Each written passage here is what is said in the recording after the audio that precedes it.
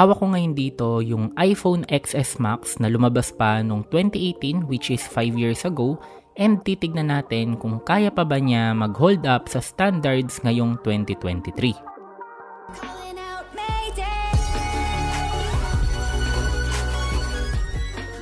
Pagdating naman sa price niya, unahin na natin, wala na kayong makikita na brand new na iPhone XS Max I think. But sa second-hand market, may choice kayo if sa tao or sa store kayo bibili. Normally, price range niya is 13,000 to 17,000 depending sa storage, battery health, and smoothness ng iPhone na kukunin mo. Yung unit na hawak ko pala dito is galing sa iGadgets dito sa Bulacan.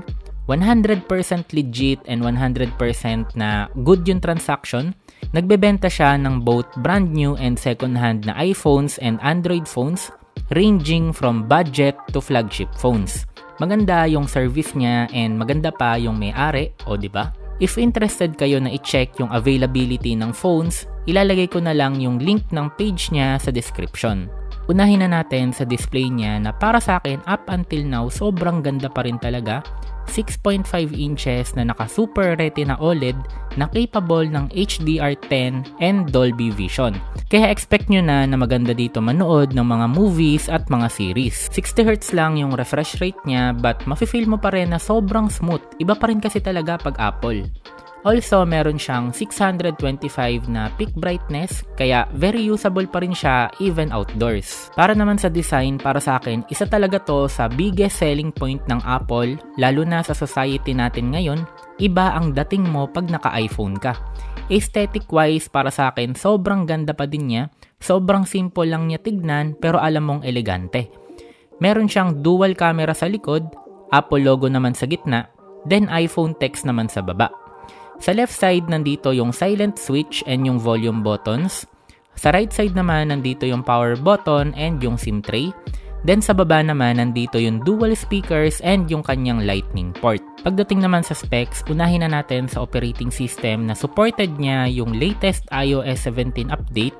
Naka A12 Bionic yung kanyang chipset which is itetest natin yan mamaya sa Antutu and sa mga modern games kung kayang-kaya pa din niya na i-handle yung mga yon. Yung hawak ko dito pala is yung variant niya 256GB pero meron din na iPhone XS Max na 64GB, 256GB, and 512GB. Lahat yon is meron lang na 4GB of RAM.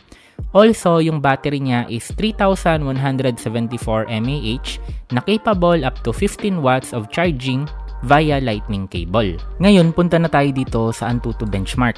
Nakakuha siya ng 591,854 para sa ating first test, kaso nga lang ang napansin ko dito sa iPhone XS Max is medyo mabilis siyang uminit, so habang nagto-throttle syempre bumababa ang kanyang performance and even sa ibang games na nasubukan ko is nagdi-dim down yung kanyang brightness.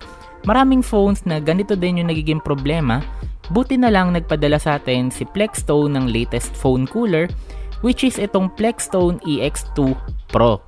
Pwede siyang gamitin via magnet and pwede din via clip.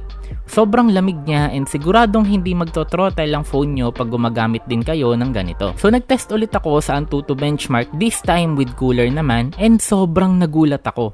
Kasi umabot siya ngayon ng 747,613 points. Almost 27% increase in performance. And also, napansin ko din ngayon sa mga games is mas tuloy-tuloy na siya, mas smooth na and walang dimming down ng brightness. Pagdating naman sa games, sa latest version ng Mobile Legends, kaya niya ng super na refresh rate and ultra na graphics. And syempre, as expected, sobrang smooth and walang kaproble-problema ang naging buong gameplay ko dito from start to finish. Sobrang ganda pa ng screen, syempre naka-OLED display siya. Kaso nga lang, syempre, yung notch niya sa gilid, yun yung medyo nagpapabother sa akin and sa tingin ko, yun yung parang pinaka naging problem ko. Sa Call of Duty naman, meron tong graphic quality na very high and up to max na frame rate. Nagtry ako dito maglaro ng 10 versus 10 na match para medyo mabigat naman, pero smooth pa din and walang problema.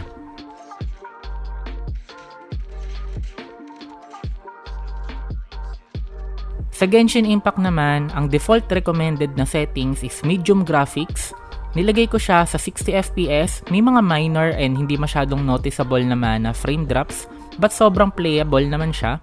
Tinry ko pa nga ilagay sa high yung graphics niya with 60 FPS and same, smooth naman siya with very little FPS drops. But as soon as uminit siya, nag-dim down yung kanyang brightness. So expect na kailangan nyo dito talaga ng cooler for heavy gaming.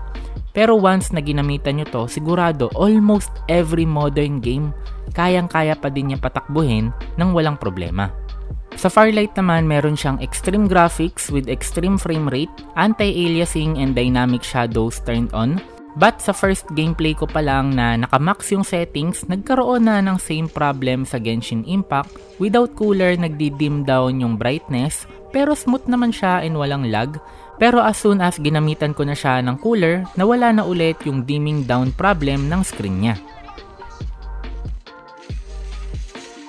Panlaban kasi talaga or protective measure ni Apple yun para hindi masira agad yung unit at maiwasan yung pag-overheat. Take note na din guys na hindi naman talaga gaming ang pinaka-selling point ng iPhones, although sobrang capable siya, aminin na natin. More on kapag naghahanap ka talaga ng smooth and optimized experience sa isang smartphone at dagdag pa natin yung forma points na naibibigay niya sa'yo, dun talaga pinaka-best si iPhone. Pagdating naman sa camera, unahan ko na kayo guys, hindi nyo pwedeng pagbasihan ang megapixels pagdating sa iPhone. Kagaya na lang nitong XS Max, meron lang siyang 12 megapixels na camera pero talagang magbibigay siya ng magagandang resulta sa mga pictures ninyo. Dagdag nyo pa dito, even maliit yung camera module niya, meron na siyang OIS or Optical Image Stabilization. Kaya naman perfect to gamitin for video taking, which is capable din pala ng 4K at 60 FPS. O diba? Grabe.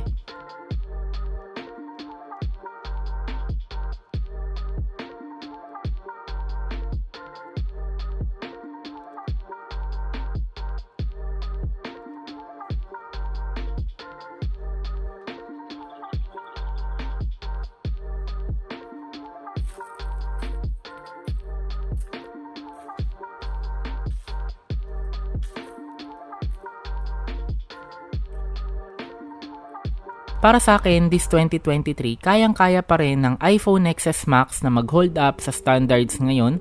Design-wise, camera-wise, stability, and performance, lahat okay na okay siya. And ang pinaka naging problem ko lang naman siguro dito is yung throttling niya. Like sabi ko nga, hindi naman talaga siya built for gaming but very capable.